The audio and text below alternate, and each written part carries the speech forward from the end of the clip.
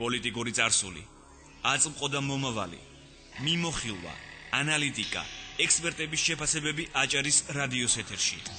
ყოველ სამშაბათსა და შაბათს 19 საათზე ტატო ცეცხლაძის საავტორო პოლიტიკურ-ანალიტიკური გადაცემა ინდიკატორი.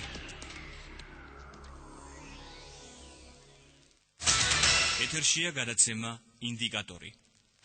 საღამო მშვიდობისა, ეთერშია გადაცემა ინდიკატორი. პირდაპირ ეთერში მუშაობას ჟურნალისტი ტატო ცეცხლაძე და ხმის ოპერატორი ინგა ნარჩემაშვილი ვიწყებთ. დღეს სტუდიაში პოლიტოლოგი ინო ჩხეტია და ჟურნალისტი ზურა ბაუჟაძე გვეყოლება.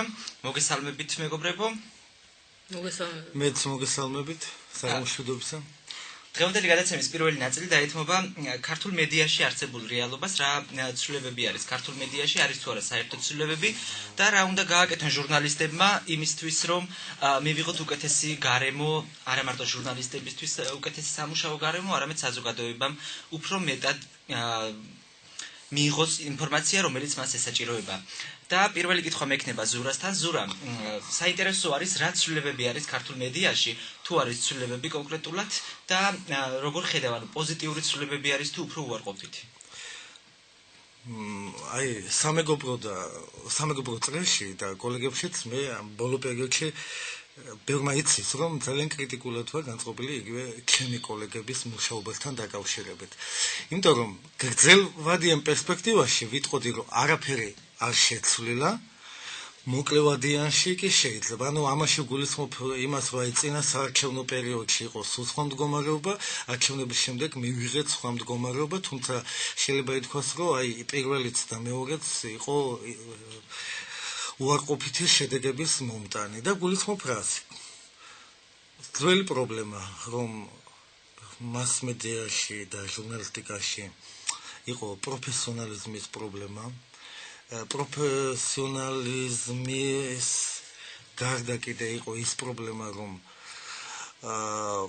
არ ხდებოდა გარკვეული საკითხების ღრმად გაშუქება, ან საერთოდ არ გაშუქება, არასწორი პრიორიტეტების დასმა, ხშირად ისეთი ამბები შუქდება, ისეთი თემებზე მზადდება ახალი ამბები, რომელიც მაგალითად საზოგადოებისათვის არანაირ ფასეულობას არ წარმოადგენს, ან არანაირი საჭიროება არა მისი და შეიძლება ითქვას, რომ რესურსი იხარჯება და იფლანგება ტყუილად აერში. ინფორმაციის მიღება გამარტივდა თუ გართულდა? მე მაგალითად აი როგორც მანამდე ვღებულობდი, ისე ვღებულობ ეხლაც. ვერ ვიტყვი რომ რაღაც შეიცვალა, ან რაღაც გაუარეს და შეიძლება ითქვას, რომ იგივე არის გარკვეული ინფორმაცია, რომელსაც ეხლაც ვერ მიიღებ. მოქალაქეების მხრიდან თქვათ ინფორმაციის მიღებაზე, ანუ მასმედიის საშუალებით მოქალაქეები იღებენ თუ არა იმ ინფორმაციას, რომელიც ჭირდება მას? მე პირადად ვფიქრობ, რომ მოქალაქეები ვერ ღებულობენ ინფორმაციას, რაც მათ ჭირდება. ინფორმაცია, რომელიც ეხება, თქვათ, და ხშირად იყო ამის პრეცედენტი, რომ აი საინფორმაციო გამოშვებაში, აი 5-დან ან 7-დან 4 ან 5 სიუჟეტი ეძღვნებოდა იმას, ან ნიუსი, რომ ამ პოლიტიკოსმა ეს განაცხადა, იმ პოლიტიკოსმა ეს განაცხადა, ეს იყო მისი ამ პოლიტიკოსის კონკრეტული აზრი რაღაც საკითხთან დაკავშირებით და აი მოქალაქეებს ეს ინფორმაცია არაფერს არ აძლევდა. არაფერი არ იცვლებოდა ამით, უბრალოდ ეს იყო ეთერისათვის, ინფორმაციისათვის. ნინო, შენ როგორ შეაფასებდი ქართული მედიის მუშაობას არჩევნების შემდეგ? გამოკეთდა თუ გაუარესდა? რასაც ზურა თავის კოლეგების მიმართ არის კრიტიკულად განწყობილი, ბუნებრივია მე უფრო მეტი გაბედულება მეძლევა, რომ ეს კრიტიკა უფრო გამოვხატო. აბსოლუტურად ეთანხმები ქართულ ჟურნალისტიკას აკლია გარკვეულწილად პროფესიონალიზმი, ეს ძალიან ბევრ შემთხვევაში სრულიად ვლინდება, ზოგადად ჟურნალისტიკა ის როგორც ჰუმანიტარული ყველა მიმართულება მოითხოვს აუცილებლად ძალიან სოლიდური ხასიათის განათლების ქონას, მე ამას ძალიან ხშირად ვძახი აკადემიური განათლების ქონას და არის ვიწრო ხასიათის პროფესიული განათლება, რომლის ასე ვთქვათ, დეფიციტანაც აგვაქვს საქმე, მაგალითად მე მქონდა ეგეთი შემთხვევა ბოლო პერიოდში, როდესაც კორესპონდენტი ჩემთან მოვიდა, კამერის წინ დავდექი ოპერატორთან და აღმოჩნდა, რომ ამ კორესპონდენტმა ჩემგან განსხვავებით ძალიან ელემენტარული რამ არ იცოდა, რომ ჩემ წინ ისე უნდა დამდგარიყო, რომ გვერდზე ყოფილიყო კამერის და კამერას არ აფარებოდა. ასეთ შემთხვევებიც ყოფილა. მარტივ შემთხვევას გავიხსენებ იგივე ბაჩუ ახალაიას პროცესთან დაკავშირებით, როდესაც კორესპონდენტი საინფორმაციო სამსახურის უფროსი უშვებს და ეს ხდება თბილისში, სადღაც სხვაგან ხო არ არის რეგიონის დონეზე, შეიძლება იქ ერთი კორესპონდენტი ყავდეს და ბუნებრივია არ ქონდეს საშუალება იმ ერთ კორესპონდენტს ყველა ეს ვთქვათ ვითარება იცოდეს ვთქვათ რეგიონში, ხო? როდესაც ისეთი მნიშვნელოვანი პროცესია, როგორც არის ბაჩუახალა, ეს ამ საქმეს ალბათ თუ კარგად უნდა ყავდეს აუცილებლად საინფორმაციო სამსახურის უფროსი ისეთ ჟურნალისტ, რომელსაც იცის ეს საქმე, იცის მაგალითად გიგი უგულავას საქმეს ისწრებს. ამას მეტრო იქიდან რომ გამოაქვს ისეთი დამახინჯებული ინფორმაცია კი უნდა გამოიტანოს, რომ ჯარისკაცებიც ემაო ბაჩუახალა, იმიტომ რომ ბაჩუახალა ეს საქმეში ორი ეპიზოდი არის, ერთი სენაკის ეპიზოდი, მეორე არის შინაგან საქმეთა მინისტრობის პერიოდი, სპეცნაზელების ეპიზოდი და აბსოლუტურად სხვა ინფორმაცია გამოიტანა. მოწმე როდესაც თქვათ რაღაც ფაქტთან დაკავშირებით საუბრობს, ელემენტარულ რაღაცის გარკვევის უნარი უნდა გქონდეს, არა, რადგან სასამართლო პროცესზე კორესპონდენტი მიდის, რომ მოწმე ჩვენება კი არ შეცვალა, უბრალოდ რაღაცა დააკონკრეტა კონკრეტული ფაქტი. ხო, აი ესეთ შემთხვევები ძალიან ხშირია, ვიწრო დონეზე ის რაც უნდა იცოდეს და მთლიანობაში ახლა როგორ არის რომ მედიის როლი არის ძალიან დიდი, განსაკუთრებით ახლა ჩვენ საზოგადოებაში, რომელიც ძალიან დიდი ხანია აცდა რაღაცა განათლების, ასე ვთქვათ, მაღალ ხარისხს და ამ შემთხვევაში მედიამ მნიშვნელოვან წილად მე სხვაგვარად არ წარმომიდგენია, უნდა იკისროს საზოგადოების შემეცნების, ასე ვთქვათ, მიმართულება. მე მაგალითად უფრო ვთქვათ, თანამედროვე მედიის როლს ამ მიმართულებით ხედავ, იმიტომ რომ რაღაცნაირად თუნდაც იგივე საზოგადოებაში უნდა გააღვივოს რაღაც სურვილი, რომ ადამიანებმა გაცილებით მეტი მიიღონ განათლების კუთხით და არა ისე რომ მართლაც როგორც ახლა ზურა ამბობს, რაღაცა ინფორმაციის ხასიათი უნდა გქონდეს, არა? ამიტომ ამის ნაკლებობა არის ძალიან დიდი. მთლიანობაში არაფერი არ შეცვლია ოქტომბრამდე, როგორიც იყო მედია, როგორადაც იყო გადანაწილებული, ისე არის მთლიანად გადანაწილებული და მედიამ შეიძინა იცით როგორი რაღაცა ის მას კულტურის ელემენტი შეიძინა ოღონდ პოლიტიკაში, ხო? ანუ ვიღაც რაღაც ტიპებს, ასე ვთქვათ, მუდმივად აპიარებს, მუდმივად ყავს ეკრანზე და ეს არის გარკვეულწილად აი შემდეგ საზოგადოების ფონს ქმნის პრაქტიკულად ეს ადამიანები. ჩვენ დიახსურა თუმცა მე მინდა აღვნიშნო რომ შეიძლება არაპროფესიონალიზმი ჭარბობს მასმედიაში, მაგრამ ეს არ ნიშნავს იმას, რომ საქართველოში არ არის პროფესიონალები. პრობლემა არის სულ სხვა. პრობლემა არის ანაზღაურების პრობლემა და პრობლემა არის სამსახურის შოვნა. ის ვინც აზროვნებს, ის ვინც არის პროფესიონალი, არის თანახმა იმუშაოს ძალიან დაბალ ანაზღაურებაზე და ხშირად ხდება ისე, რომ მიდის სხვა სფეროში, სადაც უფრო მაღალი ანაზღაურებაა. და ჟურნალისტიკაში მოდიან თქვათ ან დამწყებები, რომლებსაც გამოცდილება აკლიათ და ისინი ადვილად ემორჩილებიან პროდიუსერებს, რომლებსაც ხდება ესეთ შემთხვევები, რომ მათი მთავარი ინტერესი პროდიუსერებს გულისხმობს, ამ შემთხვევაში არის რომელიღაც პოლიტიკურ ჯგუფზე ან ვიღაც სამიზნე ჯგუფის რეკლამირება და აი ამ ჟურნალისტებს იყენებენ ამისათვის. ჩვენ საუბრობთ მოკლედ რომ თქვა, მთელი ამ წლების განმავლობაში პრაქტიკულად თითქმის მთელი ეს 20 წელიწადი მედია იყო როგორი, იცით? აი პოლიტიკური ელიტა კარნახობდა პრაქტიკულად მედიას ამ დღის წესრიგს. ეს იყო ცალსახა, ძალიან იშვიათი შემთხვევები იყო, რაღაც გამონაკლისები, როდესაც და თუ დააკვირდებით, ხო, თუ დააკვირდებით, ფაქტობრივად ჩვენი მედია არის პოლიტიკა.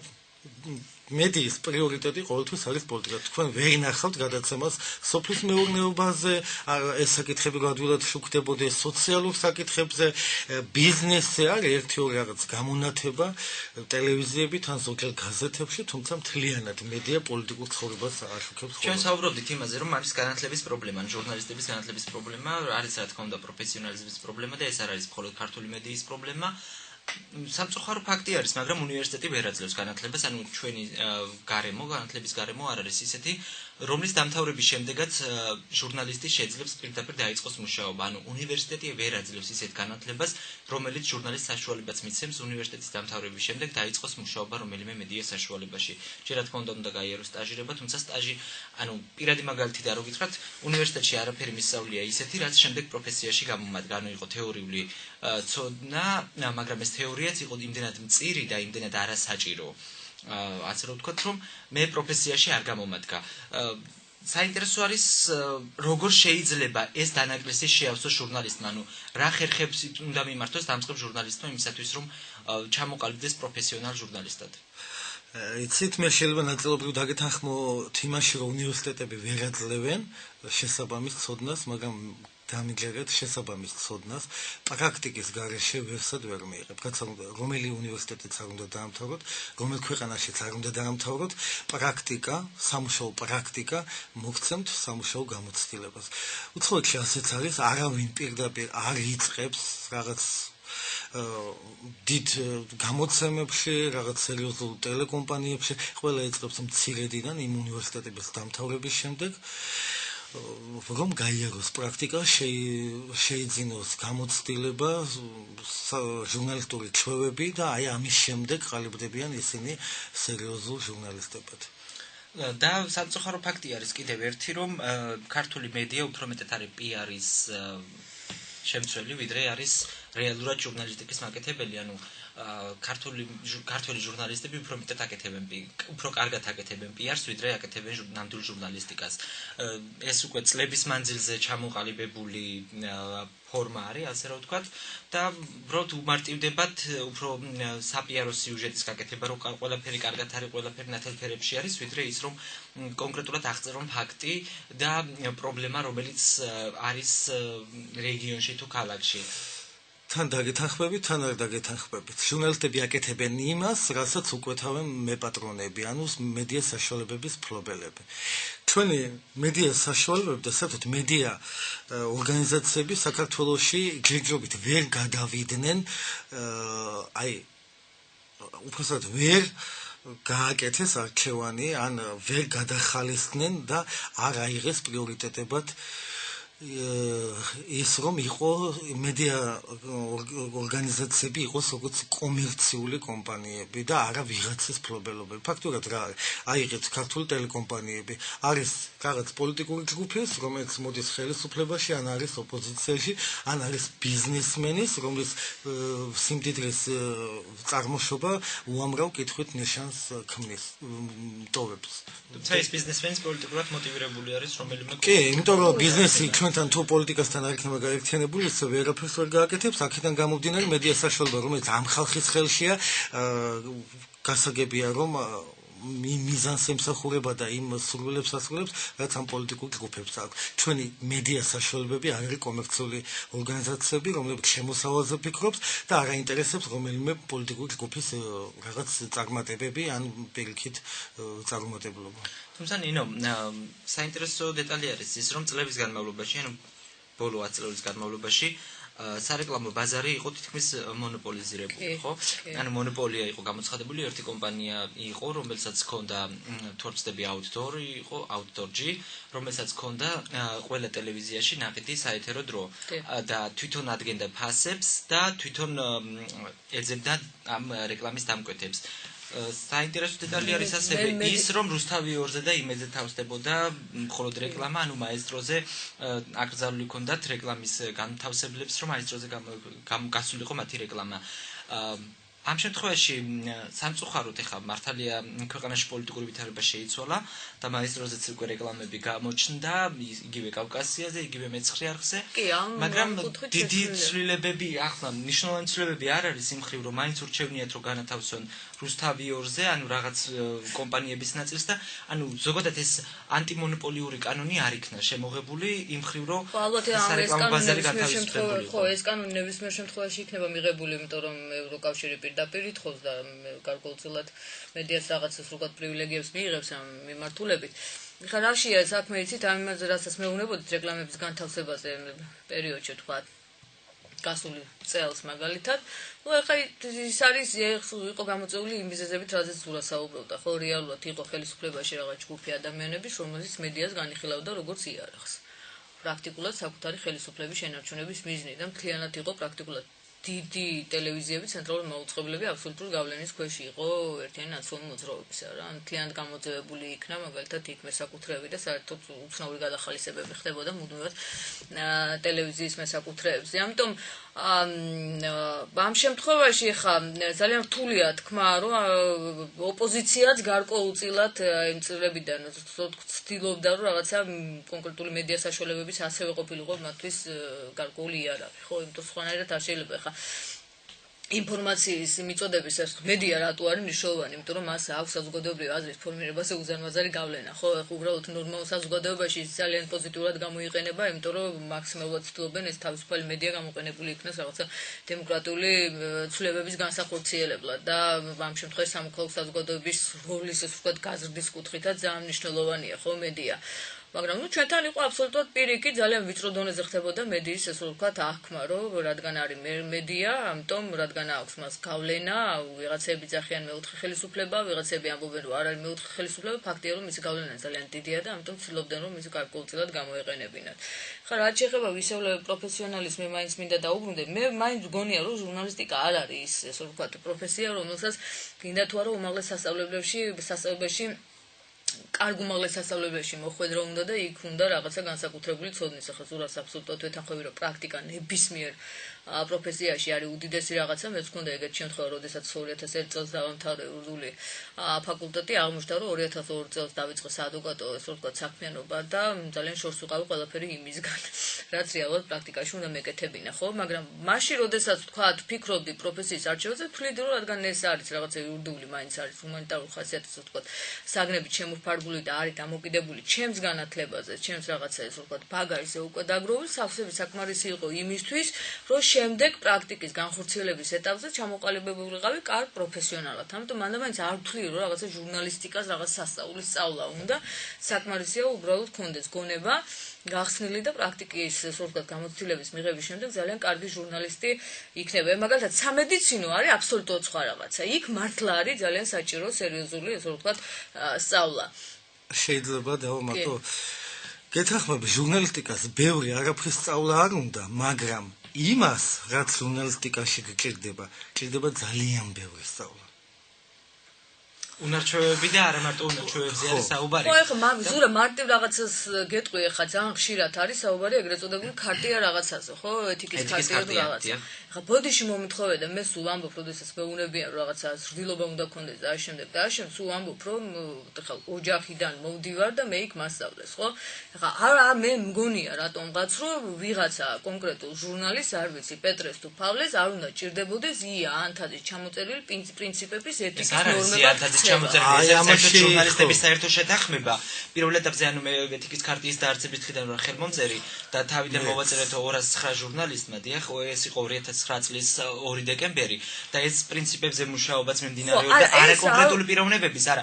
ნინო, ეს აუცილებელი არის ეთიკის ქარტია, მე ვერ დაგეთანხმები ამ მომენტში, რადგანაც როგორც არის სისხლის სამართლის კოდექსი, როგორც არის საქართველოს კონსტიტუცია, ეს არის ჟურნალისტების, არა, გასაგებია ნინო, მაგრამ ეს არის ჟურნალისტების ეს არის თამაშის წესებზე შეთანხმება, ეს აბსოლუტურად არაფერია, რაღაც პრინციპები არის ჩამოწერილი. დიახ, მაგრამ ჟურნალისტებს ჭირდება ჩვენი თამაშის წესები. რაღაცა პრინციპები ჩამოწერა არ ჭირდება, რომ ჟურნალისტი უნდა იყოს კეთილსინდისიერი.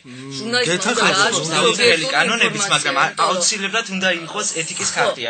ეს ყოველ შემთხვევაში ჩემი დამოკიდებულება არის. რამდენიმე დღეა ნინი ბადურაშვილის პირად ცხოვრებას რო განიხილავენ, აი ზუსტად ამ ქარტით არ უნდა ხდებოდეს ეს და ამ ქარტის ხელმომწერები ამ საკითხს ცდილობენ, რომ ზედმეტად არ შეეყვანონ. აი ესეთ საკითხებს მოიცავს რა. დიახ, ეს არის ჟურნალისტების დაწერილი ქცევის კოდექსი, რასაც არ უნდა აკეთებდეს ჟურნალისტები. რა თქმა უნდა, სასურველია, რომ ჟურნალისტებს ამის წერილობითი ფორმით არ ჭირდებოდეს და ხელმოწერა არ ჭირდებოდეს, თუმცა გარდაუვალი არის ამ ქვეყანაში, რომ არ გააკეთო ასე. ანუ აუცილებლად უნდა გააკეთო, აუცილებლად. ეს არის დაუწერელი კანონების კრებული, რომელიც დაწერილია ფაქტობრივად, შეიძლება ასე ვთქვათ ხატოვნად. ხო, და ძალიან კარგი არის თან ეთიკის ქარტია, უფრო ქმედეთი გახდა ბოლო 1 წლის განმავლობაში, ხშირად აკეთებს განცხადებებს, ასევე არის ძალიან კარგი ეთიკის ქარტია იმ მხრივ, რომ სოლიდარობის მომენტში, როდესაც თითოეულ ჟურნალისტს ექნება პრობლემა, ეთიკის ქარტია, ანუ მთელი ის ორგანიზაცია, რომელშიც არის გაწევრიანებული საქართველოს ჟურნალისტთა ის ნაწილი, რომელიც აღიარებს ამ ქცევის კოდექსებს და საინტერესო მომენტი არის ნინო ერთი, რომ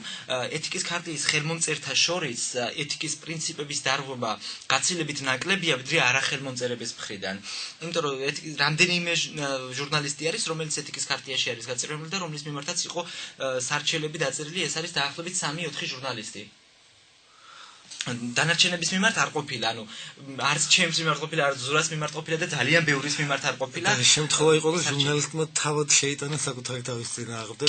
კი, იყო ესეთი, უბრალოდ განიხილავს ქარტია და გეტყვის იყო უბრალოდ ერთი რაღაცა არის, რომ აბსოლუტურად სხვა რაღაცას ვამბობ, სულ ნაკლებად მაინტერესებს მე ქარტიას ვის აქვს ხელი მოწერილი და ვის არ აქვს და საერთოდ ორგანიზაციაც ასევე ნაკლებად მაინტერესებს. მე მარტივად ვთქვი უბრალოდ, ხა ჩემი გადასახედიდან ვთქვი. რომ ეხლა მე რომ თქვათ ვიყო კეთის ინდისიერი რაღაცა იურისტი არ მჭირდება რომ ვიღაცებს გავუერთიანდე ხო მე ეხლა პროფესიულ დონეზე გაერთიანებული ვარ რაღაცაზე თქვა და ფიცი მაქვს დადებული მაგალითად ადვოკატთა ასოციაციას ხო რაღაც წესი არსებობს მაგრამ ეხლა იქ რაღაც ტიპის როგორ ვალდებულებები ეს ეთიკის რაღაცები იქაც არსებობს მაგრამ არსებობს საქართველოს კონსტიტუცია სპეციალური რომელიც არის კანონთა კანონი ასევე არის საქართველოს ჟურნალისტთა ეთიკის ქარტია რომელიც არის ჟურნალისტთა მთავარი კანონი რომელიც დაქვემდებარებაში უნდა იმუშავოს ეხლა მთავარ სათქმელს მაგრამ შევთანხმდეთ იმაზე რომ ეთიკის ქარტია არანაირ დისკომფორტს ჟურნალისტებს რომლებსაც პრეტენზია აქვთ რომ არიან პროფესიონალები არ უქმნის მე პირიქით კომფორტულად ვცნობ თავს რომ ვარ მომწერი. ჩემი ნათქვამი. კი, გავიგეთ. ანუ თავარი თემა დღევანდელი ჩვენი არ არის ჟურნალისტთა ეთიკის ქარტიის ქმედითობა და უმოქმედობა. აი, ის აცელებს ბადურაშვილის რაღაცებს, იმას არ უნდა ჭირდებოდეს, გაიგე? და იმას ახლა ვერც ის ეთიკის ქარტია ვერ უშველის, ხო ცხადია, ეს არის. თუმცა ეთიკის ქარტია ამ შემთხვევაში ურჩევს, არ არის დამსჯელი ორგანიზაცია, არ არის არც ფინანსური ჯარიმა, არც არის პატიმრობა და ასე რომ ვთქვათ, ანუ არა აქ ქარტიას ერთადერთი შეუძლია, რომ ჟურნალისტი უთხრას, რომ შენ დაარღვევი ქარტიის ეს მუხლი, ანუ ეს შენ მოიქეცი არაეთიკურად, სხვა ფუნქცია ქარტიას არ გააჩნია. მოდი დავუბრუნდეთ ჩვენს მთავარ თემას, ანუ ქართულ ჟურნალისტიკაზე. რამდენიმე დღის წინ ვუყურებდი, ანუ ზოგადად მე ინფორმაციას ვიღებ უფრო მეტად ინტერნეტის საშუალებით ვიდრე ტელევიზიის, მაგრამ ვუყურებდი მეცხრეებს, სადაც ძალიან ბევრი ნაცნობის სახე დავინახე იმ ხრივ, იმიტომ კი არა რომ იმ არხზე ვმუშაობდი ერთი პერიოდი, ანუ რაღაც პერიოდის განმავლობაში, არამედ იმიტომ რომ ადამიანები, რომლებიც მუშაობდნენ იმედზე, რუსთავიერზე პირველი არხზე, ანუ წინა ხელისუფლების დროსაც მათგან ვხედავდით რომ იყო აშკარად ტენდენციური მიდგომა, ჩვენი კოლეგები არიან, მაგრამ იყო აშკარად ტენდენციური მიდგომა საკითხების გაშუქებისას, რომლებიც ბჭყალებში ან ჟარგონულად რო ვთქვათ, აპრავებდნენ კონკრეტული დანაშაულებს, დღეს უკვე მეცხრე არხის საშუალებით გვესაუბრებიან წინა ხელისუფლებაზე ცუდს და ახალ ხელისუფლებაზე კარგს. ძალიან ბევრი კოლეგა ვიცით ზურა ჩვენ ვინც შეიცვალა პოზიცია არჩევნების შემდეგ ან არჩევნებამდე რამდენიმე თვით ადრე და ადამიანები რომლებიც წინა ხელისუფლების დროს იყვნენ ტენდენციურები დღეს მოგვევლინեն ქართული ჟურნალისტიკის დამცველებად და ქართული ჟურნალისტიკის სამაგალითო მარგალიტებად.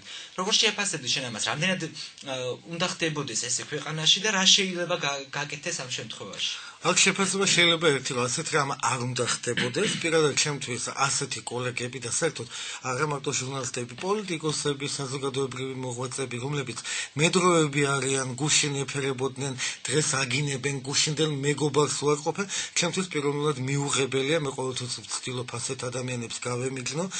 მით უმეტეს ძალიან ცუდია, როცა ასეთი ადამიანები ჟურნალისტიკაში არიან, სამწუხაროდ მექანიზმი არ არსებობს იმისა, რომ ეს გააკონტროლო. იმიტომ რომ ნამუსის ძარღვს და მის სიგრძეს ქვეყანაში, არც ქვეყანაში არავინ არ აკონტროლებს. უბრალოდ როგორ აიცით, აი ნორმალურ ქვეყანაში იქნება ასე რომ ამ ადამიანს, ამ ჟურნალისტს ეყოლება ნაკლები აუდიტორია. მისადმი ნდობა იქნება ძალიან დაბალი. მეტი არაფერი. იმ ტელევიზიაშიც იგივე მეცხრე, მაგრამ მე მაქვს ჩემი აზრი და არ ვთვლი ვალდებულებას რომ დავმალო ან რატომ უნდა შევიკავო თავი. დაარსების დღიდან ეს ტელევიზია, მაპატიეთ თქვენ მუშაობდით, მაგრამ მე ჩემი აზრი მაქვს და უნდა გამოვთქვა, იყო ტენდენციური. ყოველ შემთხვევაში ესე არ იქნებოდა ჟურნალისტებშიც და საზოგადოებაშიც. თუმცა ტელევიზია შეიძლება იყოს ტენდენციური, მაგრამ ჟურნალისტს ჰქონდეს ობიექტური ინფორმაცია. გეთანხმები, ჩვენ ჟურნალისტები ვართ და ვიცით, რომ შეიძლება მუშაობდეთ, თქვათ, სამთავრობო არხზე, მაგრამ ამ დროს გქონდეს განსხვავებული მოსაზრებები და ისე გააკეთო, რომ სულ არ შეასრულოს შეკვეთები. ამის გზები და ხერხები ყოველთვის არსებობს, უბრალოდ გააჩნია ადამიანის ჟურნალისტი და პროფესიონალი. თუმცა ნინო ხელისუფლებას ჭირდება, ანუ თემა რო გავაგრძელოთ, ხელისუფლებას ჭირდება ესეთი ადამიანები, რომლებიც არიან გამოცდილი პიარში. უფრო მეტად ჭირდებათ. კარგი პიარის მაკეთებელი ვიდრე ჟურნალისტები. ძალიან რთული რაღაცა არის, ხა ეს არის ადამიანები, რომლებიც წლების განმავლობაში სადღაც მუშაობდნენ, ხო? მაგალითად ახლა მეცხრე არხზე ვიბიჭებდი და ვიხსენებდი, ვინ შეიძლება ყოფილიყო, ერთ-ერთი იყო თუ არ ვცდები, გარკვეული პერიოდი იყო იმედზე წამყვანი იყო გადაცემის და შემდეგ იყო ბუამბის წამყვანი. ვისაც ბევრი გადმოვიდა იმედიდან მეცხრეიანი საინფორმაციო, მთავარი საინფორმაციო მეცხრეარი. ლევან ჯავახიშვილი, თამთა სანიკიძე, ლევან ტაბიძე. არა, ძალიან ბევრი მე-900-ზე ის ადამიანები, რომლებმაც ბევრი ვაგონი გამოიცვალეს. ტელევიზიისთვის ძალიან რთული იყოს ისეთი ტიპის ადამიანების მოძიება ესე საოცფათო რეჟიმში, რომელსაც აქვს გარკვეულწილად ან მეტყველება, ან უკვე დაყენებული თავისი ესე ვთქვათ მანერა იმისთვის, რომ ეს წაიყვანოს, ხო? ძალიან ბევრი ადამიანი გაუშვალინე. მე პირდაპირ გეტყვით, რომ ახლა მაგალითად იმედს უყურებდით 11 საათზე, ვიღაც ახალი გოგონა ყავთ ნანახი. და ნუ ხა არ ვიცი როგორც მაყურებელი გეტყვით რომ დირექციის ან მენეჯმენტის ცვლილების შემდეგ დატოვა ძალიან ბევრი პროფესიონალ ჟურნალისტმა მეცხრე-არხი. ხო, გასაგებია. სამწუხარო ფაქტია, თუმცა ანუ ხელისუფლებას აწყობს მეცხრე-არხი არის ბიძინა ივანიშვილის ცოლის საკუთრება. და მაესტროზეც არის. მიუხედავად იმისა, რომ ივანიშვილი ამბობდა, რომ არჩევნების შემდეგ აუცილებლად შეიძლებოდა მეცხრე-არხის მფლობელი, მიუხედავად ამისა, დღემდე არანაირი ცვლილება არ განხორციელებულა მეცხრე-არხზე. მფლობელი არის ისევ ეკატერინე მაპატეთ, მაგრამ მე მეცხრე-არხის ვერაფერს ვერ დავიჯერებ. და საერთოდ ვერცერთი არხის ვერ დავიჯერებ ქვეყანაში ვერაფერს, ვერც ოპოზიციონერობას, როცა მისი მფლობელი სახელმწიფოს პრემიერ-მინისტრის მეუღლე იქნება.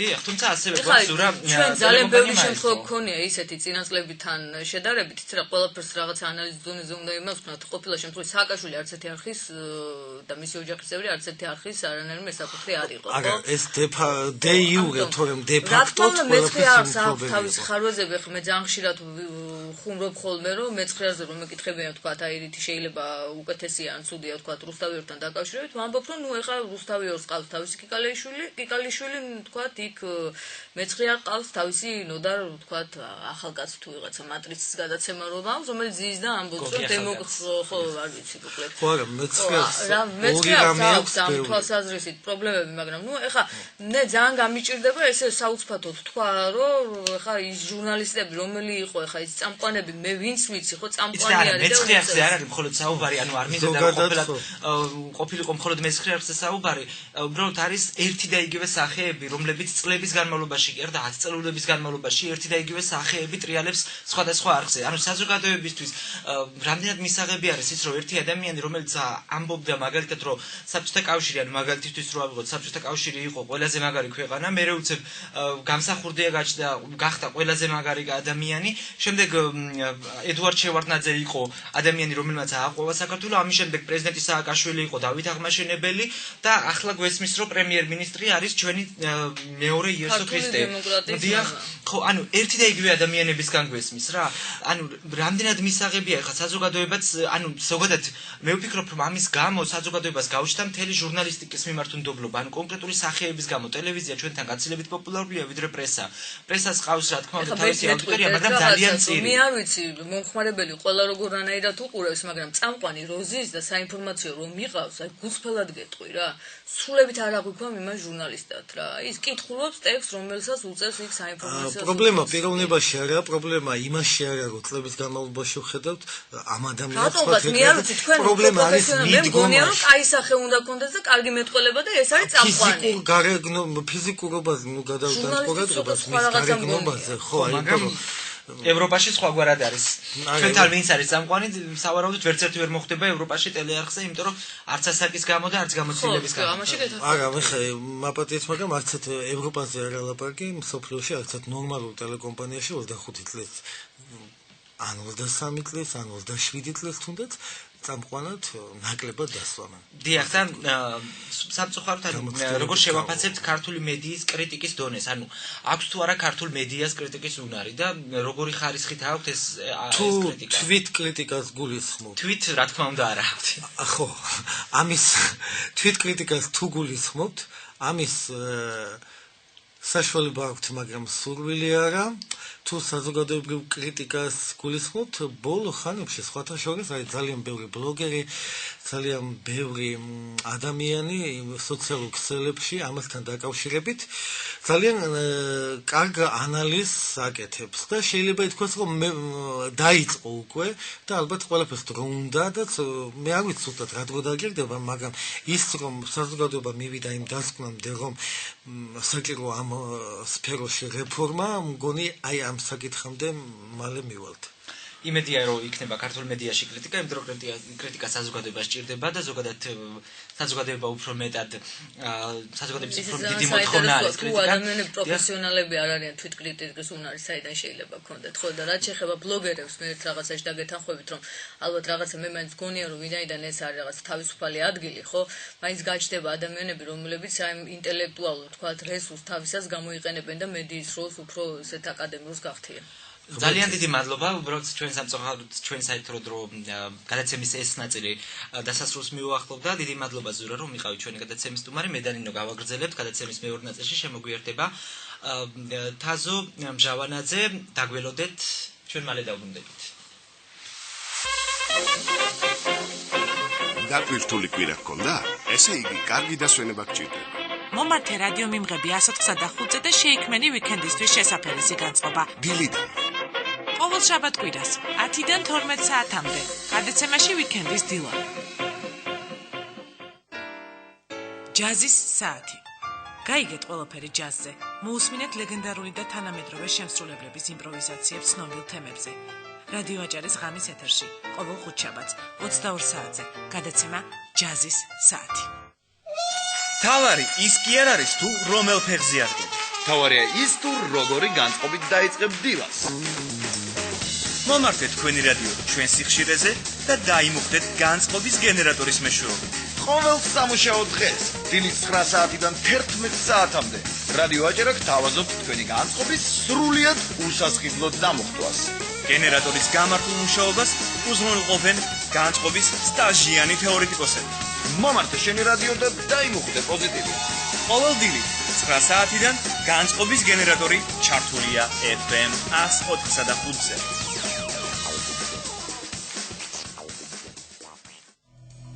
რადიო აჭარა წარმოგიდგენთ აჭარაში მოქმედი არასამთავრობო ორგანიზაციების ერთობლივ პროექტს საზოგადოების ხმა. დემოკრატიის განვითარება, ადამიანის უფლებების დაცვა, არჩევნები, გარემოს დაცვა, სამოქალაქო ჩართულობის განვითარება. ყოველ 4 შაბათს 19 საათზე რადიო აჭარის პირდაპირ ეთერში FM 104.5-ზე. გადაცემა საზოგადოების ხმა. FM 104.5. კარგი მუსიკა, საინტერესო სტუმრები მათთვის უჩვეულო ამპლუაში. ალვა ბათუმურა და რაც მთავარია, მხოლოდ პოზიტივი. ერთი სიტყვით, შემოგვია. ყოველ 4 შაბათს თვარის კლუბი ისევ ღიაა შენთვის FM 104.5-ზე.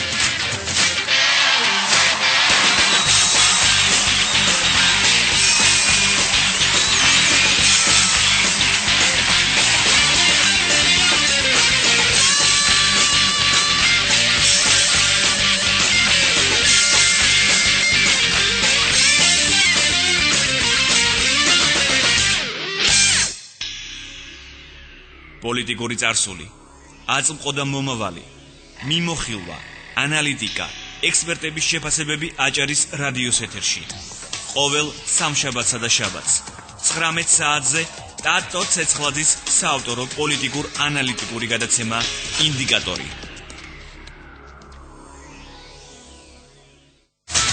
ეთერშია გადაცემა ინდიკატორი. დიახ, ეს არის გადაცემა ინდიკატორი, ბრუნდებით პირდაპირ ეთერში. ჩვენი გადაცემის სტუმარი არის თაზო მჟავანაძე, მოგესალმებით თაზო. მადლობა რომ მოხვედით დღეს ჩვენს გადაცემაში. წარსულიდან მომავლისკენ ასე უწოდა დეტექტიური ნოველათა კრებულს თაზო მჟავანაძემ, რომელიც ავტორის რიგით მეორე ნაშრომია. მან წიგნი ბებია ბაბუის ხსოვნას მიუძღვნა. ავტორის განცხადებით მას სურდა საზოგადოებისათვის ეჩვენებინა, რომ მიუხედავად შეზღუდული შესაძლებლობისა, ადამიანების უნარი აკეთონ სასარგებლო საქმე შეუზღუდავია და ცხოვრება გრძელდება წარსულიდან მომავლისკენ. წიგნის პრეზენტაციას ავტორის მეგობრები, თანაპარტიელები და ლექტორები ესწრებოდნენ. თამაზ მჟავანაძე ბათუმის შოთა რუსთაველის სახელმწიფო უნივერსიტეტის მეოთხე კურსზე სწავლობს და იურისპრუდენციას ეუფლება. პარალელურად ქრისტიან-დემოკრატიული მოძრაობის შეზღუდული შესაძლებლობის მქონე პირთა თანადგომის კომიტეტს ხელმძღვანელობს და შეზღუდული შესაძლებლობის მქონე ადამიანების უფლებებს იცავს. თაზო, ძალიან აქტიური ადამიანი ხარ და უკვე შენი რიგით მეორე წიგნი გამოვიდა. რო გვითხრა, რა არის ამ წიგნში, ანუ რა შეიძლება ნახოს მკითხველმა? პირველი რომ მოგესალმებით, მიხარია ამ გადაცემაში სტუმრობა, გისურვებთ წინსვლას. მე და დავიწყებთ, რომ ეს წიგნი არის დეტექტიური ნოველათა კრებული, ამის გავლენა იქონია ჩემ ალბათ მომავალმა პროფესიამაც. ეს არის დეტექტიური ნოველათა კრებული, აქ არის ურთიერთობები, მეგობრობა, ღალატი, სიყვარული, რაზედაც დგას დღევანდელი სამყარო და ცხოვრება და მე ვფიქრობ, რომ ეს წიგნი აიქნება პირველ რიგში ეს წიგნი არის მესიჯი იმ ადამიანებისთვის, რომ მაგალითად მე თუ არ შემიძლია გავლა მე ვწერ წიგნებს და ყველას აქვს თავისი ხეზღუდვა, ხო? ზოგ შეიძლება დადიოდეს, მაგრამ ნოველას ვერ წერდეს. ეს არის მესიჯი იმ ადამიანებისთვის, რომ არ არის ცხოვრების დადებების საფუძველი იმის გამო, რომ ხარ ხეზღუდული შესაძლებლობების მქონე პირი არ არსებობს. დიახ, და ნოველების ავტორი შენ ხარ, ხო? კი, ავტორი თავისთავად. რამდენი ნოველა არის წიგნში შეცვლილი? წიგნში დაახლოებით არის 20-მდე ნოველა. საკმაოდ ტანადია წინა ნოველებისაგან განსხვავებით, იქ 28 გვერდიანი წიგნი იყო სულ რაღაც პირველი წიგნი და შემდეგ იმასთან შედარებით არის საკმაოდ ტანადი მასალა. ეს არის უბრალოდ ჩემი ბევრ პერსონაჟს მე ვაიგივებ საკუთარ თავთან, საკუთარი პრობლემებით, საკუთარი ცხოვრებით და უბრალოდ რასაც მე ვხედავ, ის მინდა რომ იყოს საზოგადოებაშიც ის ურთიერთობები, რასაც მე ჩემს წიგნში ავსახავ. დიახ, და ვინ არის შენი წიგნის მთავარი გმირები, პროფესიით რა ადამიანები არიან, რას აკეთებენ, ეს დეტექტივზე რო გითხრა, დეტექტიური რა თქმა უნდა, გამოძიება და რაღაც, როგორ წარმოგიდგენი, რა გაქვს ძირითადად აღწერილი, ეს არის ერთი და იგივე ადამიანის სხვადასხვა ისტორია თუ სხვადასხვა ისტორიები არის, როგორც ეს ძირითადად შევეცადეთ, რომ ეს ყოფილიყო სხვადასხვა ისტორიები. არა, რამდენიმე ისტორია ერთიან ნოველაში მოდის, პირველი საიმოთ ნოველა, ეს არის ერთიანი ისტორია გადებული და დანარჩენი არის სხვადასხვა ადამიანებზე, სხვადასხვა ვითარებაში, სხვადასხვა ნოველები. და ეს არის ძირითადად საგამოძიებო სისტემას, ძირითადად ადამიანური ურთიერთობებზე წამოსული ნოველათა კრებულია. მე ვისარგებლებ შემთხვევით და მინდა რომ მადლობა გადავუხადო იმ გუნდს, ვინც ჩემთან ერთად მუშაობდა ამ წიგნის შექმნაზე. ეს არის ფოტოგრაფი მარიამ ბერაია, რედაქტორი გიორგი მახარაშვილი, რომლებმაც ჩემთან გამომცემლობა მწიგნობარი, რომლებმაც ჩემთან ერთად ეს პროდუქტი მიიყვანეს, მკითხველამდე მიიტანეს და ვფიქრობ, რომ საკმაოდ კარგ შემოწონებას დაიმსახურებს კრიტიკისგან, თუმცა მე ვარ პროფესიით იურისტი და ამიტომ წერლობა არის ჩემთვის ხობის დოდაზე, წერ მაშინ, როცა მიგროვდება სათქმელი. ჩემი მთავარი საქმე არის პროფესიით იურისპრუდენცია და საზოგადოებრივი საქმიანობით, ეს არის პოლიტიკა, რომ დავიცვა შეზღუდული შესაძლებლობების მქონე პირთა უფლებები, უფრო მქონდეს მეტი ბერკეტი, რომ ამ ადამიანების გვერდით ვიყო, დავეხმარო და მოგეხსენებათ, რომ მე წლების განმავლობაში ვარ ქრისტიან დემოკრატი, ვმუშაობ ამ სფეროში, ამ მიმართულებით და იმედი მაქვს, რომ გამოიღებს შედეგი ბრძოლად. ესეც უბრალოდ იყო სათქმელის გადმოცემის ერთ-ერთი საშუალება ეს წიგნი. რატომ მაინც და მაინც წარსული და მომავლისკენ, შენი იდეა იყო წიგნის სახელი? კი. აქ მარტივი მომენტია, წარსულიდან მომავლისკენ ბევრი არ გვიფიქრია, იმიტომ რომ შენ დასაწყისში აღნიშნე, რომ ეს ეძღვნება ბებია ბაბუის ხსოვნას, რომ ბებიას გარდაცვალებიდან რამდენიმე დღეში ჩაეყარა საფუძველი წიგნის დაწყებას, გამოცემის და ამიტომ ისინი იქცნენ წარსულად ამ შემთხვევაში და შვილიშვილის დანატოვარი წიგნი მათთვის არის მომავლის გაგრძელება, მათთვის სახელის უკვდავ ყოფის თვალსაზრისით ეს არის მომავლის გაგრძელება, მოვდივარ წარსულიდან მომავლისკენ. წარსული ამ შემთხვევაში არის ბებიასა და ბაბუის სახით და მომავალი შვილიშვილი იმ წიგნით, რომელსაც ის მათ უტოვებს სახსოვრად მომავალი თაობებისათვის. რომელთა ახსოვნასაც უძღვნის რომ მინდა ვთქვა რომ ესენი იყვნენ ჩემი ძალიან დიდი მეგობრები ასე რომ დიახ და ნინო სამწუხაროდ ჩვენს ქალაქში ახალგაზრდები არ არიან აქტიურები, განსაკუთრებით ახლა ძალიან ცოტა ადამიანს ვიცნობ, ვინცაც აქვს სურვილი დაწეროს წიგნი, მით უფრო როცა ეს არ არის ასე ვთქვათ ანაზღაურებადი საქმე, ამაში ეს არის მხოლოდ ენთუზიაზმი და საკუთარი სურვილი, რომ შენი ასე ვთქვათ გულისნადები იქნება თუ შენი ფიქრი გააცნო საზოგადოებას. ძალიან სამწუხარო ფაქტი არის, რომ არც ბიზნეს სექტორი და არც ხელისუფლება, იგივე ბათუმის მერიის კულტურის სამსახური და ასე შემდეგ, ნაკლებად უწყობს ხელს ახალგაზრდებს იმისთვის, რომ მიიღონ უფრო მეტად განვითარდნენ. რა უნდა გაკეთდეს იმისთვის, რომ ახალგაზრდები უფრო მეტად აქტიურები გავხადოთ? თაზო არის გამონაკლისი, რომელიც აქტიურობს უკვე მეორე წიგნი გამოვიშვა. გამონაკლისი ალბათ ეს არის ძალიან კარგი ესე რომ ვთქვათ შემთხვევა. და მართლა უბრალოდ გეტყვით ახლა უცმენდი და უბრალოდ ესეთ გაგურებული ვარ, იმიტომ რომ როგორც ეს ახლა ამ აქტიურობის შესახებ, რასაც თასო აკეთებდა რამდენიმე წლის განმავლობაში, სადაც ვიცოდი სხვადასხვა სატელევიზიო საშუალებებით, მაგრამ თუ ესეთ შემოქმედებითი ხასიათის ისუსუთ ინტერესის ჰქონდა, ეს ნაკლებად ვიცოდი და ძალიან სასიამოვნო არის. ძალიან ბევრი რაღაცა არის ამ მიმართულებით გასაკეთებელი, იცით როგორ არის, რომ მე რაღაც ურთიერთობები გარკვეული მქონდა შეზღუდვის შესაძლებლობა მქონდა პირებთან მუშაობის თვალსაზრისით და სამწუხაროდ აქ ესე იგი ძალიან დიდი სიცარიელე შეიქმნა ამ 20 წლის განმავლობაში და რატო? მაგალითად ახლა ძველად საბჭოთა კავშირის პერიოდში ძალიან კარგად იყო ეს დარეგულირებული, იმიტომ რომ იყო გარკვეული საზოგადოებები, ვთქვათ, სადაც მე მუშაობდი, ეს იყო უსინათლოთა ყოფილი საზოგადოება და ეს ჯგუფები მასიურად იყო ამ საზოგადოებაში გაწევრიანებული და სახელმწიფო მათ გარკვეულწილად ამ საზოგადოებებს აფინანსებდა, მათ ჰქონდათ აბსოლუტურად ყველა ტიპის უზრუნველყოფა, როდესაც როგორადაც ისინი მიყვებიან, მათ შორის იყო ბინათ უზრუნველყოფა, მანქანებით უზრუნველყოფა, სპეციალური მანქანებით, აი სრულად უსინათლოებისთვის საღლებით უზრუნველყოფა ხდებოდა სპეციალურად გაწვრთნილი და უამრავი სხვა ისეთი აუცილებელი საშუალებები, რომელიც მათ ჭირდებოდა იქნებოდა ეს გადასაადგილებელი სხვადასხვა ტიპის საშუალებები, მაგალითად ხელჯოხი და ამავდროულად სპეციალური ასევე. შემდეგ უკვე აღმოჩნდა, რომ პრაქტიკულად ესენი დარჩენ ღვთის ანაბარა და საკუთარი ოჯახების ანაბარა. ამიტომ მე ვფიქრობ, რომ ამ მიმართულებით სახელმწიფოს ეს არ იყო რაღაცა დიდ და განსაკუთრებულ თანხებთან დაკავშირებული, ძალიან მარტივად შეეძლო, რომ ეს ჯგუფები ჩემი კითხვა სხვა იყო, ნინო, ახალგაზრდების აქტიურობაზე იყო საუბარი.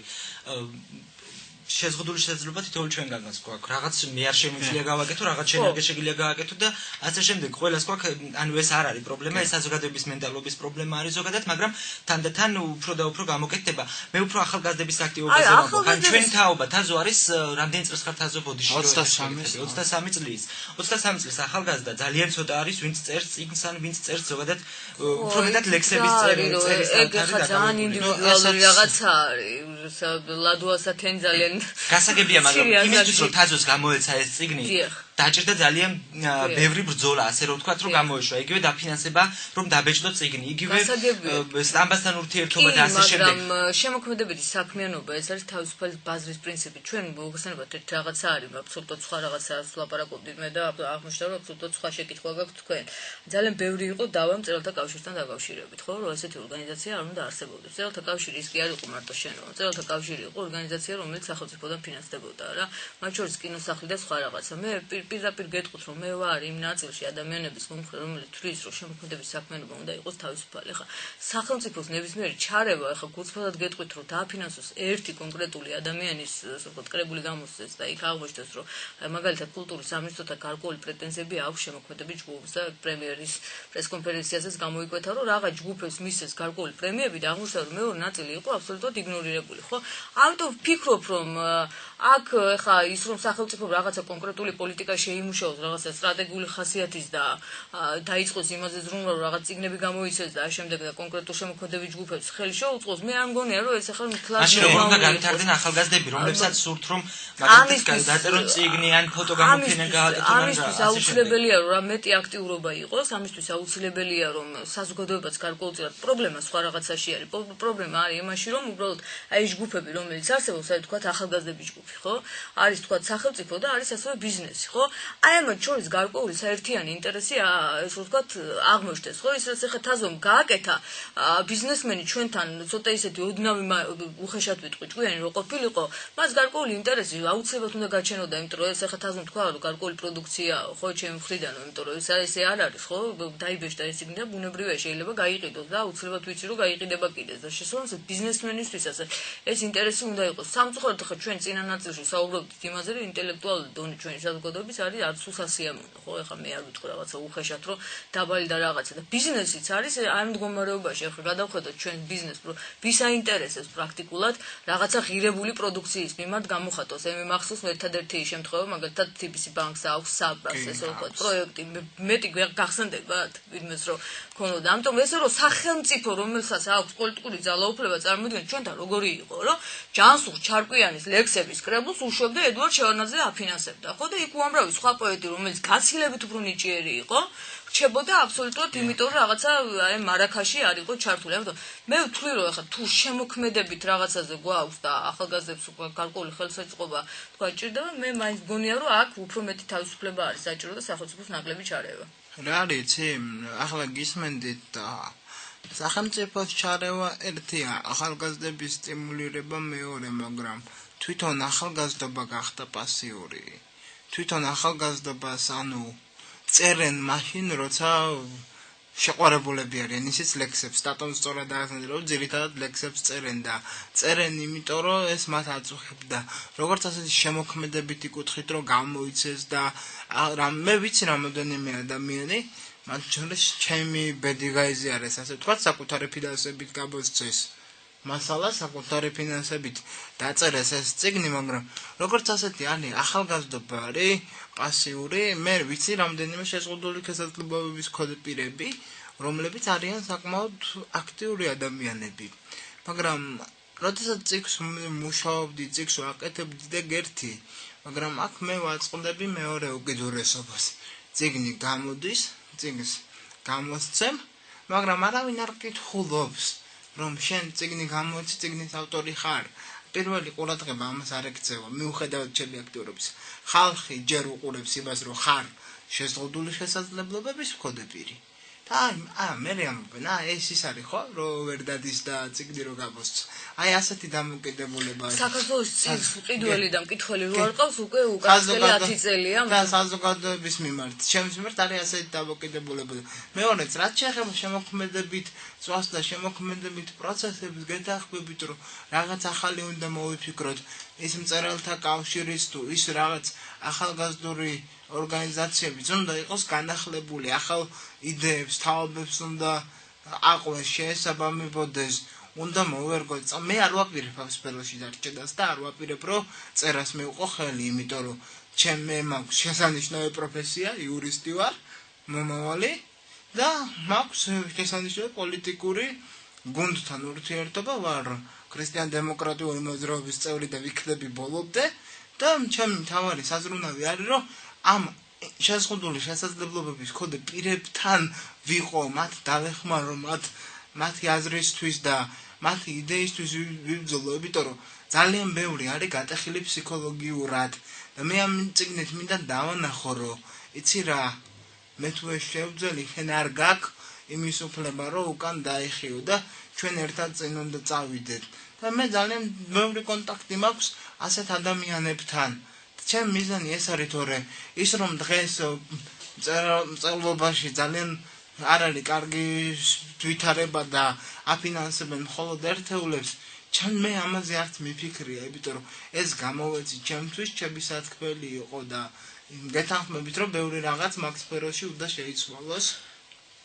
ამ ახალგაზრდისთვის გახდეს ეს მისაღები, იმიტომ რომ მე ვიცი ძალიან ბევრი ნიჭიერი ადამიანი, რომელიც უსახსრობის გამო ვერ ახერხებს თავისი შემოქმედება, ის ძალიან საოცარი რაღაცა არის. ეს იტალიის მეორე მსოფლიო ომის შემდეგ იტალიაში ეს ყველაზე სერიოზული ნაკადი იტალიური ფილმების რო წამოვიდა უზარმაზარი სიდუხჭირის და სიღარიბის პირობებში და არავის არ შეუშლია ამ ადამიანებისთვის, რომ აი ეს ფილმები გადაიღოთ, უამრავი ფილმი შეიძლება დასახელდეს. კიდევ უმძიმესი სიდურჭირის და სიღარიბის პერიოდში. ჩვენ სხვა პრობლემებიც გვაქვს. ჩვენ ის პრობლემა კი არა გვაქვს, რომ ფინანსურად ახლა წარმოგვიდგენიათ თქვენ, რომ ფილოსმანს რა, ახლა გემრიელი ცხოვრება გქონდა, არ გქონდა, ხო, მაგრამ მაინც თავის საქმეს აკეთებდა. ჩვენ ცოტა სხვა ტიპის პრობლემები გვაქვს. ერთი რომ გვაქვს ტიპიური შემოქმედებითი კრიზისი. ახლა მე გავიხსენოთ 50-იანელები, 60-იანელები, 70-იანელები, უამრავ პოეტ და მწერალს დაასახელებ. რამდენიმე შეიძლება ჩამოთვალო, ხო, დღევანდელ ვთქვათ ვითარებაში. ეხლა როცა ეს არის სამოყვარულო დონეზე, მაშინ სასურველი არის, რომ უფრო მეტად ალბათ იყოს ხელშეწყობი პროგრამები, თუ ამის შესაძლებლობა არის, იგივე ბიზნეს სექტორის მხრიდან იყოს სურვილი, რომ ახალგაზრდებს დაიფანონ, იმიტომ რომ ძალიან ცოტა ადამიანი არის, ვისაც ამის სურვილი აქვს, რომ შემოქმედებითად განვითარდეს. დაზო, შენ ზოგადად ძალიან პოზიტიური ადამიანი ხარ, ანუ ხშირად სტიმულს აძლევს სხვაებს, მაგრამ წიგნის გამოშვების შემდეგ რამდენიმე დღეში შენს Facebook-ის კედელზე ძალიან პესიმისტური წერილი გაჩნდა. ანუ რა მოხდა? რატომ იყო ესეთი პესიმისტური Facebook სტატუსი შენს კედელზე ამ წიგნის გამოშვების შემდეგ? მე მასმის შერაზეც ამბობ, იმიტომ რომ ეს პესიმიზმი ამ ვითარებაც, რა ვითარებაც მე ვარ მოძდებს ხოლმე, მიუხედავად იმისა, რომ ძალიან აქტიური ვარ და არაფერს არ ვაქცევ ყურადღებას და მივდივარ და ჩემი უნდა გავაკეთო როგორც ჩვეულებრივმა ადამიანმა, მაგრამ იცით რა, მე წაგანაც ვახსენე, რომ როცა გადიხარ და როცა წიგნის ავტორად, ორი წიგნის ავტორი მაინც მიუხედავად იმისა, რომ ეს არ არის ჩემი სფერო და სამოყვარულო დონეა მხოლოდ, მაინც იწყება მეთქი, მე იქ ავღნიშნე იმ წერილშიც, რომ იწყება საუბარი იქიდან, რომ ხარ შეზღუდული შესაძლებლობების მქონდა. სწორედ ამის გამო იყო, რომ ძალიან ბევრი შეტყობინება თუ რაღაც მოდიოდა, რომ იმას კი არ აქცევდნენ, რომ წიგნი დაიწერა, იწერა საუბარი მოდიოდა იმაზე, რომ თქვენ შეძელით და ხაზგასმა ხდებოდა სწორედ აი ამ ჯანმრთელობის მდგომარეობაზე და სწორედ ამიტომ იყო ის მომენტალური დიახ, და რაც აპირებთ თაზო მომავალში, ანუ ეს არის რიგით მეორე წიგნი, შენ თქვი რომ უფრო მეტად აპირებ რომ იურისპრუდენციის მიმართულებით გააგრძელო მუშაობა, თუ აპირებ მომავალში კვლავ გააგრძელო წერა, ანუ შენი სათქმელი გააცნო საზოგადოებას და ისევ იქნება ეს დეტექტიური ჟანრის თუ იქნება განსხვავებული.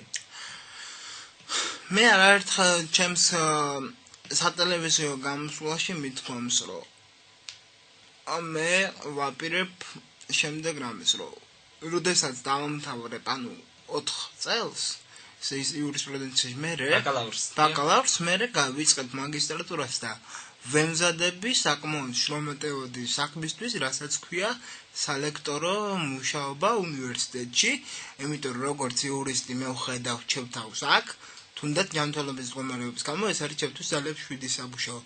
ვემზადები აქ, არ ვიცი თუ წამოვიდა მომავალში ყველაფერი ფინანსური და ტექნიკური საკითხები თუ მოვაგვარეთ, მე ვაპირებ რომ დაიბეჭდოს ჩემი სამეცნიერო ნაშრომების კრებული, მე რამოდენიმე სამეცნიერო ნაშრომი მაქვს გამოცემული და ძირითადად მინდა გითხრათ, რომ შეზღუდული შესაძლებლობების მქონე პირების საკითხებზე მუშაობდი და მე სამეცნიერო კვლევით დონეზე შევისწავლე უცხო ქვეყნების, კერძოდ რუსეთისა და გერმანიის გამოცდილებად და საქართველოსთან მათი თანაფარდობაც, თუ იქნება შესაძლებლობა, მე მინდა რომ მომავალში გამოვცე კრებული ჩემი სამეცნიერო ნაშრომების, შემდგომ დაიწყება ალბათ მზადება იმისთვის, რომ ლექტორობისთვის ჩაეყაროს საფუძველი, რაც შეეხება ნოველებს, თუ მე დამიგროვდება სათქმელი, მე ამ სათქმელს აუცილებლად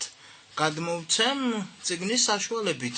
თუმცა ამ ეტაპზე მე ვფიქრობ, რომ დროებითი ტაიმაუტის აღება მომიწევს, იმიტომ რომ არის წინ ძალიან შრომატევადი საქმე, ეს დასასრული იურისპრუდენციის ერთი ეტაპის ბაკალავრიატის და გამოცდები იქნება მეოთხე კურსის ბოლოს და იქნება გამოცდები მაგისტრატურისთვის და რაც შეეხება პოლიტიკურ აქტივობას, თუ აპირებ რომ დარჩო კვლავ პოლიტიკურად აქტიური პიროვნება. მადლობა მაგ შეკითხვისთვის. მე რა თქმა უნდა, მე პოლიტიკურად აქტიური კი არა, ქრისტიან დემოკრატიულად აქტიური დავრჩები, იმიტომ რომ მე თუ ვიქნები პოლიტიკაში, ვიქნები ამ პარტიაში. წინააღმდეგ შემთხვევაში, თუ თაზომჟავანაძე არ იქნება ქრისტიან დემოკრატი, იგი არ იქნება პოლიტიკაში. იმიტომ რომ მე ამ გუნდისგან ვგრძნობ ხარდაჭერას, ჩვენ ბათუმში პირველები ვიყავით, რომელმაც ჩემი ინიციატივით და აიღეს ჩემი ინიციატივა მათ და დამეხმარენ, რომ შექმნილიყო კომიტეტი, დამიდგენ გვერდით, ბატონი გიორგი თარგამაძე, ბატონი ნუგზარ ფუტკარაძე, ნიაზ ზოსიძე და ამ ადამიანების ერთად მე შევქმნი კომიტეტი. ამ ადამიანების ხარდაჭერით ჩვენ მოვაწყოთ არაერთი შეკრება თუ შეხვედრა, ასეთ ადამიანებთან შევისწავლეთ მათი პრობლემები და მინდა თქვა ჩვენი მსმენელი ალბათ ტრამვაიში არ ჩამომართმევს, რომ როდესაც ბათუმში ავტობუსების ჩამოყვანა მოხერხდა, ჩვენ ვიყავით ძალისხმევით, ჩემი და ჩემი კომიტეტის და ჩვენი რეგიონალური გუნდის ძალისხმევით ეს ავტობუსების ჩამოყვა და მოხერხდა. ჩვენ არაერთხელ მივმართეთ მერიას და ამან შედეგი გამოიღო ჩვენმა აქტიურობამ. რა თქმა უნდა, მე ვგეგმავ პოლიტიკურად აქტიურ ცხოვრებასაც, მაგრამ მე ძალიან მიყვარს სტუდენტები და თავდება ჩემი 4 წლიანი კარიერა, ამიტომ არ მინდა ჩემი უნივერსიტეტიდან წამოსვლა და გადაწყვეტილება არის მიღებული იმ რომ მე დავრჩე ლექტორად, თუ ამის ტექნიკურ და მატერიალურ ბაზას მე დავაყოფილებ როგორც ცოდნის თვალსაზრისით. დიახ, ძალიან დიდი მადლობა თაზო რომ იყავით დღეს ჩვენი გადაცემის სტუმარი. რადიო მსმენელს შევახსენებ, რომ ჩვენი გადაცემის სტუმარი იყო ქრისტიან დემოკრატიული პარტიის წევრი, ასევე ორი წიგნის ავტორი თაზომჟავანაძე. წარმატებებს გისურვებ თაზო. ძალიან დიდი მადლობა. შენ დარიელ ჩემი წიგნით. მადლობა წიგნისთვის. გაიხარე, წარმატებებს გისურვებ. მადლობა ნინო შენც რომ იყავით დღეს ჩვენი გადაცემის სტუმარი. გემშვიდობებით მომდენო გადაცემამდე.